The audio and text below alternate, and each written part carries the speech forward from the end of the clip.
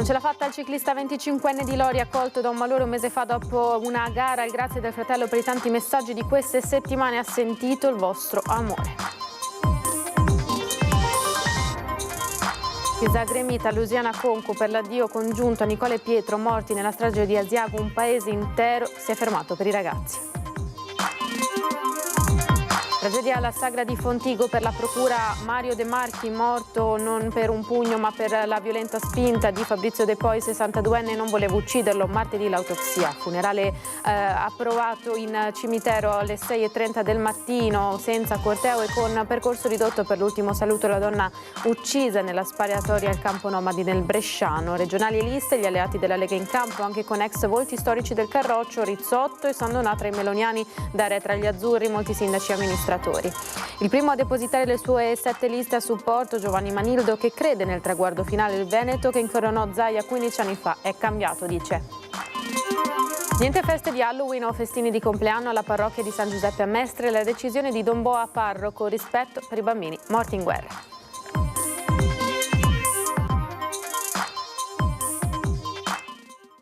Edizione regionale dei nostri telegiornali, buonasera, bentrovate e bentrovati. Cominciamo con la cronaca. In apertura la morte di Kevin Bonaldo, 25 anni, originario del Bassanese, risiedeva a Lori, accolto da un malore un mese fa al termine di una gara ciclistica a Sovizzo.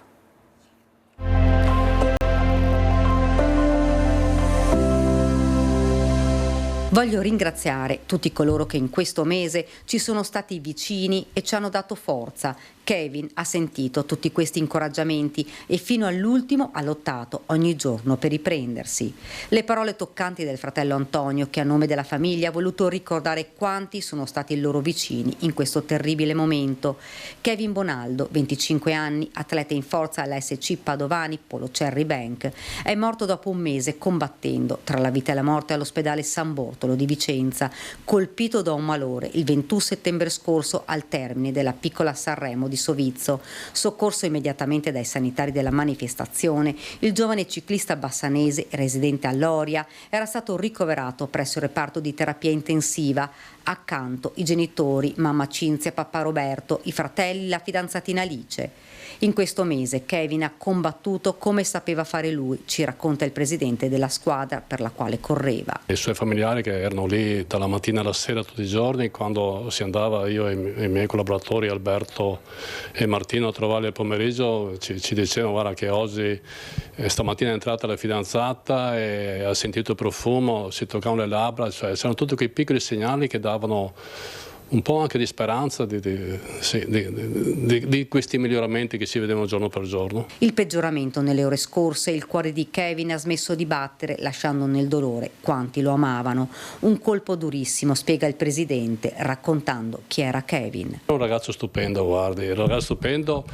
Mi ricordo che quest'estate lo trovavamo sull'altopiano, altre cose, ci ha incontrato, noi eravamo in bici tra noi amici, tornato indietro, abbiamo festeggiato, era un ragazzo stupendo, gentilissimo, non ho mai sentito uno screzio, un qualcosa a dire, era veramente un bravo ragazzo, non solo come atleta, ma proprio come uomo proprio. Il sorriso, la passione per le due ruote, la sua forza, abbiamo portato Kevin con noi in ogni corsa di questo finale di stagione, si legge in un comunicato della squadra. A Loria, dove viveva la comunità, si è stretta la famiglia in un abbraccio immenso. L'unica cosa che ci resta è quella di dire che comunque confidiamo e siamo convinti che lui adesso farà altre corse in altri luoghi, in altri spazi e soprattutto con un occhio in terra sicuramente alla sua famiglia, ai suoi fratelli che lascia, ai suoi parenti più stretti e anche tutta una comunità che lo ricorderà sicuramente con tutto il cuore per la sua bontà, per la sua semplicità e la sua educazione, che aveva. Il suo sorriso, le risate, la forza di un atleta che non mollava mai, la sua passione e i sogni, quelli di una vita che il destino gli ha portato via troppo presto. La tragedia in auto ad Asiago di sabato notte, oggi a Conco il giorno dei funerali di Nicola e Pietro.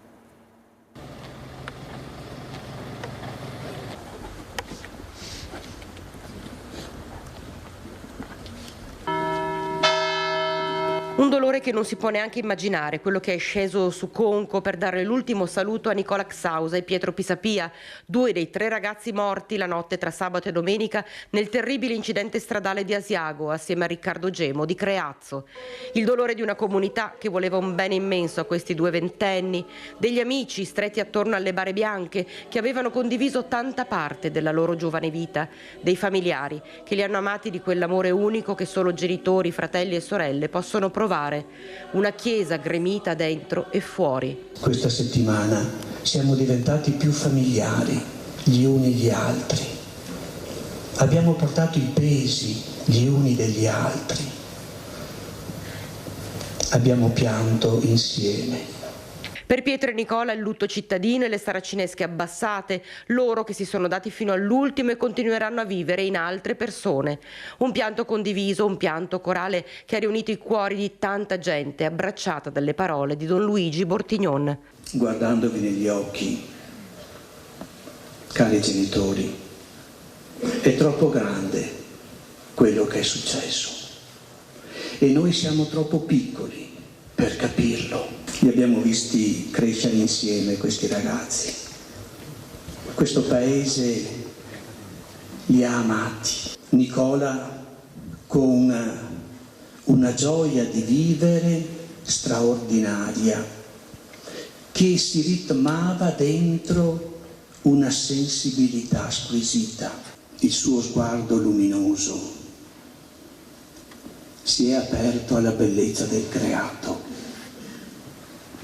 e ha cominciato ad amare le sue montagne. Una vita spesa per questo sport. E tu, Pietro, il tuo sorriso, la tua gioia di vivere, la tua bontà brilleranno sempre nel cuore di chi ti ha amato e conosciuto. È stata preziosa la vostra vita. Non andrà dispersa, la custodiremo nel cuore perché è piena di speranza. C'è un'aurora che sorge. Buon viaggio, ragazzi.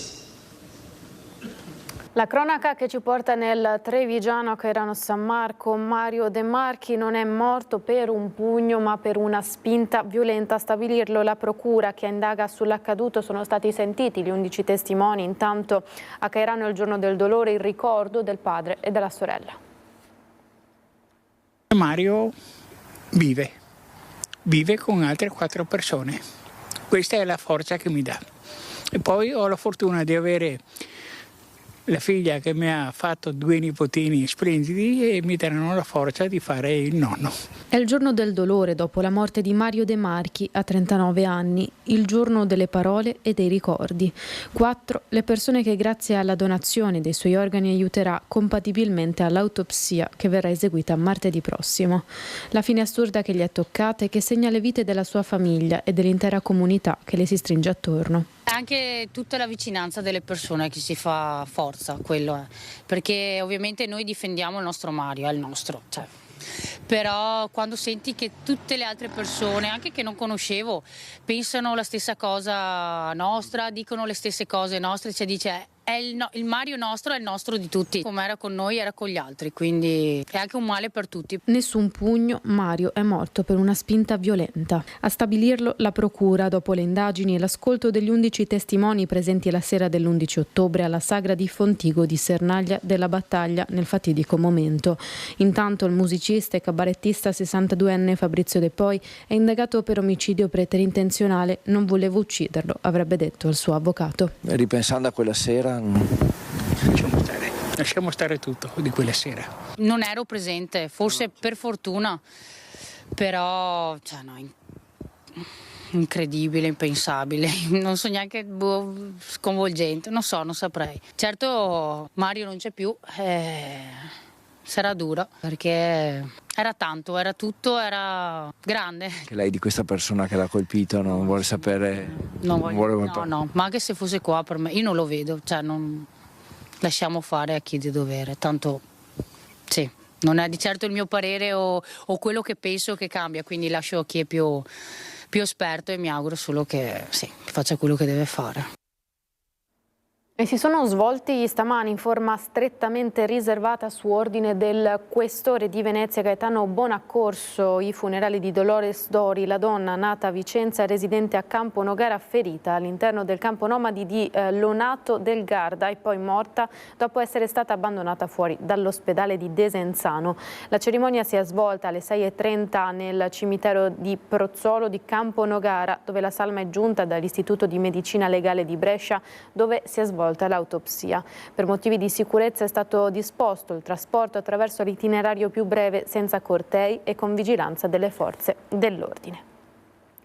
Sono 9 i candidati di Forza Italia, Consiglio regionale per la provincia di Treviso, 4 donne e 5 uomini, tutti con un'esperienza amministrativa come sindaci, assessori o consiglieri comunali. Tra i nomi spicca quello di Gian Antonio D'Are, che Flavio Tosi ha definito candidato libero. L'ex leghista si è tolto qualche sassolino dalla scarpa dicendo che non è stato lui a cambiare bandiera, ma è stato il Carroccio a cambiare, ammettendo poi che qualche leghista ancora oggi lo chiama.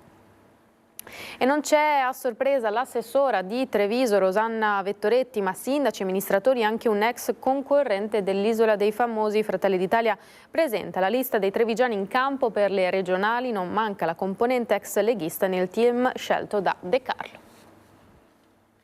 Quanti elettori si riconoscevano nella Lega fino alle...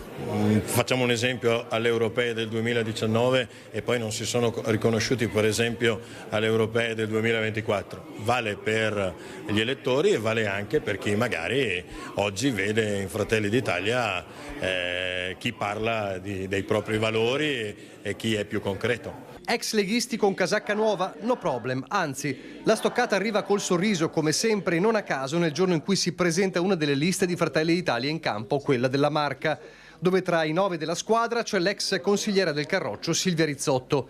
E in attesa che a Padova si concretizzi il passaggio clamoroso di uno zaino di ferro come Luciano Sandonà, liquidato dalle liste della Lega, e nel veneziano di un altro nome di spicco di cui si vocifera da tempo come Fabiano Barbisan. De Carlo nicchia sulle ultime ipotesi in attesa della chiusura del cerchio in queste ore nelle due province. Meglio abbondanza comunque che carenza. Gestire l'abbondanza non è mai una fatica, è sempre come quegli allenatori di calcio che hanno la panchina lunga e poi possono permettersi di scegliere l'assetto migliore. Nella Marca dunque l'assetto migliore vede tanti amministratori in campo, dal vice sindaco di Montebelluna e Punta di Diamante Claudio Borgia, ai primi cittadini come Mattia Perencina a Fara di Soligo, Marco della Pietra a Spresiano, Arnaldo Pittona a Meduno di Livenza, o consiglieri comunali o assessori come Francesca Rigo a Godega di Sant'Urbano, Chiara Bortolato a Mogliano Veneto e Alexa Spina a Pieve di Soligo. Noi amministratori, noi sindaci siamo sicuramente sempre sul territorio, sempre vicini ai cittadini e sappiamo quali sono i bisogni dei cittadini e quindi credo che una rappresentanza in regione sia sicuramente una garanzia. Spero che sia una campagna elettorale seria, fatta bene, senza tirarci per la giacchetta, senza cattiverie e senza rivalse. Deve essere una campagna elettorale dedicata al territorio. Il colpo di scena arriva dall'assenza di chi sembrava in rampa di lancio dal comune di Treviso, Rosanna Vettoretti. Per De Carlo solo rumors. L'assessore Vettoretti non ha mai dato la sua disponibilità, non gli è mai stata chiesta la disponibilità e quindi credo che non fosse proprio, non ne sia mai stato neanche in discussione. La Vettoretti sta svolgendo un ottimo lavoro nel comune di Treviso, come la sua collega Gloria Sanaggiotto devono concentrarsi nel continuare a portare avanti quel lavoro. Per una Vettoretti mancante, una new entry particolare, la contessa e imprenditrice coneglianese Albina Verecondi Scortecci, che lo scorso anno arrivò in finale all'Isola dei Famosi. Una ventata di freschezza, di novità, perché io sono nuova e sono nuova anche sinceramente nella politica, perché per me è una grande sfida, sono onorata, darò il massimo, ma realmente anche per me è una novità. Ed è stato Giovanni Manildo per il centro-sinistra a presentare per primo la candidatura a presidente del Veneto stamani presso la Corte d'Appello di Venezia. 7 liste per l'avvocato trevigiano che a Focus TG è tornato a parlare della sfida ad Alberto Stefani, dei temi di questa campagna elettorale. Non mi piacciono i capipopolo a livello nazionale, ne abbiamo di tantissime esemplificazioni, non mi sono piaciute delle esternazioni del generale Vannacci e siccome avere un ruolo pubblico comporta avere delle responsabilità, dobbiamo tutti tutti fare un passo indietro. Il clima d'odio non è che viene calato dall'alto, è generato anche dai protagonisti della politica, quindi inviterei tutti quanti ad abbassare i toni e abbassarli occupandosi soltanto della progettualità e di cose che veramente interessano i cittadini. In questa sua campagna elettorale iniziata in anticipo rispetto agli avversari ha fatto una promessa: no allo scontro sterile da bar, sì al confronto serio sui temi. Ma a chi pensa che Giovanni Manildo sia fin troppo morbido nella sua sfida ad Alberto Stefani, e per la verità viceversa, visto che più di uno ha coniato il termine Stefanildo, il candidato del centrosinistra risponde chiaro: il Veneto che vide vincere Zaia 15 anni fa è profondamente mutato. Sono cambiate tantissime condizioni, ci sono maggiori fragilità, maggiori bisogni, anche le imprese hanno diverse opportunità e diverse difficoltà da affrontare. Per la prima volta abbiamo l'indice di produttività del Veneto che è al di sotto della media nazionale, quindi l'aria è di un Veneto che sta aspettando un cambiamento. I temi sono sul piatto da settimane, uno resta cruciale, quello della casa, per il quale Manildo ha un progetto. Un'agenzia regionale per la casa che in modo unitario affronti questo tema, le politiche dell'abitare, stanzi un fondo in 5 anni di 500 milioni di euro, 100 milioni il primo anno per incominciare a efficientare e rimettere a posto il patrimonio delle ATER. E poi il lavoro strettamente connesso con il tema degli stranieri, la ricetta a più step. Certezza, rispetto delle regole, formazione. L'idea quindi è quella di, da una parte, fare una formazione molto profonda sia sui nostri usi e costumi e sia sulla lingua e sul lavoro che andranno a fare. Dobbiamo fare una politica dei flussi governata, non subita, quindi bisogna incominciare in modo molto approfondito, riprendere il tema dell'accoglienza diffusa, cioè del fatto che non si creino ghetti e non si consegnino delle persone alla malavita, al malaffare. Negli incontri i primi ad affrontare questo tema sono state le categorie produttive e i sindacati. Quindi vuol dire che la società civile è molto più avanti della politica. 7 liste e una squadra che l'avvocato trevigiano che conquistò la roccaforte leghista di Treviso è convinto possa farcela. Non mi sento un kamikaze, si può vincere, ha detto in questi giorni, e una vittoria non cambierebbe il suo senso pratico anche nei rapporti con l'opposizione. Sarà necessario non perdersi in stupidaggini, quindi ritengo che qualora vengano presi dei provvedimenti di largo respiro, dei provvedimenti che veramente rispondono ai bisogni dei cittadini, su questo sarà conseguente che le parti abbiano un atteggiamento di responsabilità. Voltiamo decisamente pagina e chiudiamo quella politica. Niente feste di Halloween o di compleanno dal 28 ottobre al 2 novembre alla parrocchia di San Giuseppe a Mestre. La decisione del parroco: rispetto per i bimbi morti in guerra. Penso invece sia un'occasione anche il fatto di fermarsi per spiegare ai bambini che ci sono larghissime parti del mondo dove i loro coetanei, se non muoiono per la guerra, per le violenze, le persecuzioni, muoiono per fame. Qualche volta ci sono dei no che aiutano i bambini ad aprirsi al mondo e a non vivere in una bolla continua. Poi mi si permette una piccola nota un po' graffiante. Penso che ad Halloween siano più affezionati gli adulti che i bambini. Nessun dolcetto o scherzetto per i bambini e gli adulti della parrocchia di San Giuseppe di Mestre. Don Natalino ha sospeso con decisione autonoma tutte le feste, in segno di rispetto a quel valore della pietas che dai poeti latini a Petrarca, Dante e Manzoni ci ricorda il soffrire insieme dell'umana condizione. Perché la pietas ci dà in un certo senso quasi di sacralità, perciò anche di rispetto della persona, no?